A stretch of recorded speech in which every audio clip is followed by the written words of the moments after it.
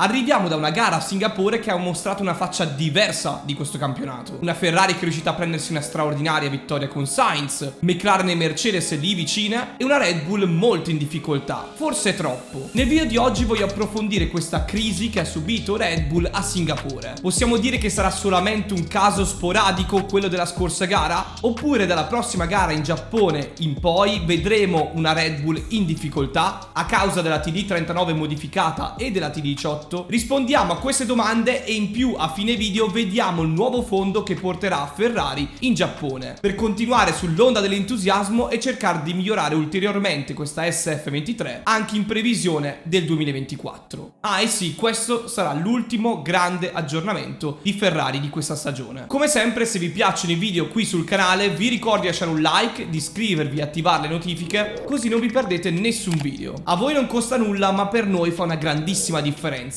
Ci aiutate a sostenere questo progetto. Prima di continuare con il video voglio parlarvi dello sponsor di oggi, ovvero Autodoc. Utilizzo Autodoc ormai da tempo e secondo me è la risorsa definitiva per tutti i lavori che bisogna fare alla propria auto. Che tu sia un meccanico esperto oppure appassionato del fai da te, Autodoc ha tutto ciò di cui tu hai bisogno per la riparazione della macchina e la sua manutenzione. In questo momento potete vedere il catalogo ben fornito di prodotti con pezzi di ricambio, accessori, dall'olio motore ai freni, lampadine personalizzate per allestire il vostro interno della macchina. Tutto ciò di cui avete bisogno per la vostra macchina lo trovate su Autodoc. Ma la cosa migliore è che potete anche risparmiare perché ha dei prezzi competitivi e spedizioni anche molto veloci. Per esempio io ho ordinato la mia dashcam su Autodoc, ecco qui il pacco e adesso andrò a farvela vedere. Questa è la dashcam che ho ordinato su Autodoc, che mi permette di monitorare ciò che sta succedendo in strada mentre sto guidando e anche per controllare la macchina quando è parcheggiata. In più con il codice sconto Rastro avete un 5% di sconto su tutti i prodotti che trovate sul catalogo. Quindi che aspettate? Affidatevi anche voi a Autodoc per qualsiasi cosa riguardi la vostra macchina. Ringrazio ancora Autodoc per aver sponsorizzato questo video, ma ora torniamo a noi. Ma prima, sigla.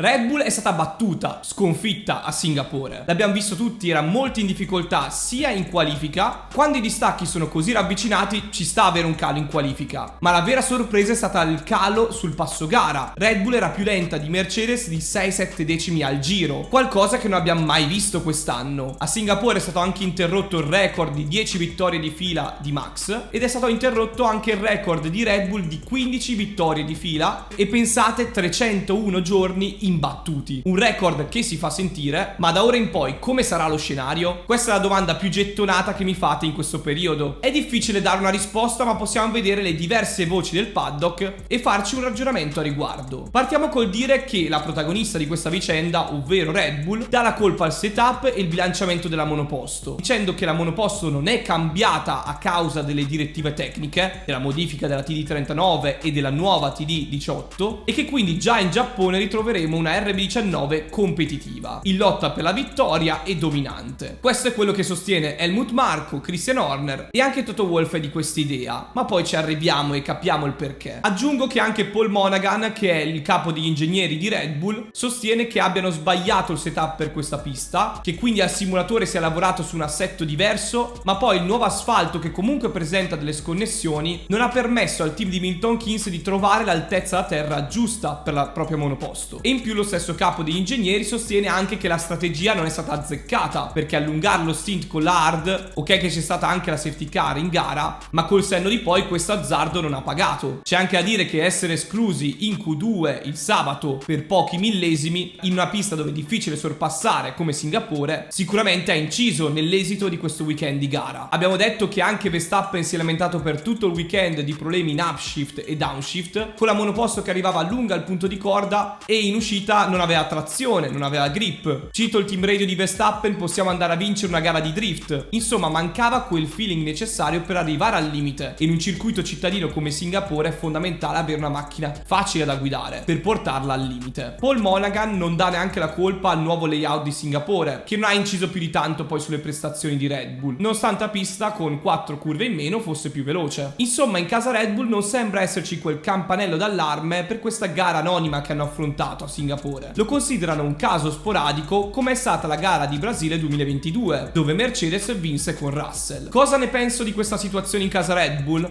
Prima di continuare, se vi piacciono i video qui sul canale lasciate un like, iscrivetevi, attivate le notifiche, così non vi perdete nessun contenuto. A voi non costa nulla, ma per noi fa una grandissima differenza. Ringrazio a tutti quelli che l'hanno fatto e ora torniamo al video. Non sono convinto che non siano allarmati di queste due direttive tecniche. Mi spiego meglio. È vero che Red Bull ha avuto una macchina che era inguidabile questo weekend, un assetto sbagliato, setup sbagliato, anche il rapporto sbagliato, ma non è l'unico fattore che ha inciso sulle performance. Sappiamo che Red Bull ha portato un nuovo fondo, una modifica al marciapiede che ha aumentato il soffiaggio verso la parte posteriore della monoposto per aumentare ulteriormente il carico, e questa modifica è stata scartata. Sono tornati al fondo vecchio. Questo non è un buon segnale per il team di Milton Keynes. Sappiamo anche che comunque hanno lavorato sul fondo, hanno fatto un giro di vite in più per cercare di fissare il fondo, ma soprattutto abbiamo visto che sia l'ala anteriore che il pilone dell'ala posteriore erano fermi, non si potevano muovere a causa della TD18. Quindi secondo me c'è un mix di fattori che ha inciso per la gara di Singapore. È anche vero che non è un circuito ideale, come abbiamo visto per esempio Jeddah, Monaco e anche in altri circuiti cittadini. Red Bull ha fatto molta più fatica rispetto a piste con curve ad ampio raggio, dove conta avere tanto carico e una buona monoposto in appoggio, dove Red Bull riesce ad andare molto più forte e fare la differenza sugli avversari. Horner sostiene che non è stato cambiato nessun componente sulla loro vettura a causa della TD18 e della modifica della TD39, questo poi è da verificare, e c'è anche chi sostiene che Perez finora ha usato una monoposto in linea con la TD18 e TD39 modificata, quindi più stabile e dove non c'erano parti in carbonio che flettevano, mentre Verstappen ha usato una versione più illegale. Non mi sento di dare come veritiera questa voce, bisognerebbe verificare poi i vari onboard di quest'anno. Sinceramente non credo abbiano fatto una cosa del genere, anche perché la FIA ogni volta fa i controlli sulle monoposto e se ci fosse stata una netta differenza l'avrebbe identificato. Però comunque ci tengo a riportare questa ipotesi perché è saltata fuori e spiegherebbe ulteriormente le numerose difficoltà che ha affrontato Perez finora e non Verstappen. Ma facciamo un piccolo passo indietro a quello che ha detto Toto Wolff. Toto Wolff sostiene che non è colpa della TD18 e della modifica della TD39 se Red Bull è così in difficoltà, quindi sembrerebbe sulla carta dar ragione a Red Bull. Ma come mai lo fa? Sono dichiarazioni politiche, perché mettete il caso che Mercedes e anche un altro avversario dà la colpa alle direttive che hanno inciso nel peggiorare le performance di Red Bull. Beh, ci sarebbe una polemica che non finirebbe più, con mondiale falsato, cambio di regole durante la stagione, un po' quello che è successo anche con la TD39 l'anno scorso per Ferrari. E Red Bull, ok che ha già vinto il mondiale, quindi non ha nulla da perdere, però potrebbe essere infastidita per quello che succederà l'anno prossimo. Quindi per Toto Wolff è importante tenere un clima mite. Non bisogna dare la colpa a cause esterne, ma come ha detto anche lui, ha dato la colpa alla monoposto, ai problemi di setup che ha avuto Red Bull. Se mi aveste chiesto prima di Singapore qual è la pista migliore per la RB19, vi avrei risposto Giappone. E proprio per questo penso che andando per la prossima gara ritroveremo una Red Bull molto forte, in lotta per la vittoria. Per questo credo che la TD18 e la modifica della TD39 non avranno quel grande impatto che abbiamo visto a Singapore. Certo, dentro di me io lo spero che abbiano un grande impatto, perché così vanno anche a rendere la Formula 1 più spettacolare, con più team in lotta per la vittoria. Però onestamente non vedo questo gran cambiamento in vista. Aggiungo, purtroppo, da spettatore mi piacerebbe vedere più spettacolo come Singapore. Ma sempre in Giappone Ferrari porterà un nuovo fondo e sfruttando l'onda positiva della vittoria di Sainz a Singapore mi aspetto una Ferrari che possa essere competitiva anche nella pista nipponica e quindi magari presentarsi come seconda forza. Sarebbe un gran passo in avanti in una pista di alto carico come Giappone, che ha un T1 con delle curve ad ampio raggio, secondo me è bellissimo, uno dei più belli dei circuiti di questa stagione,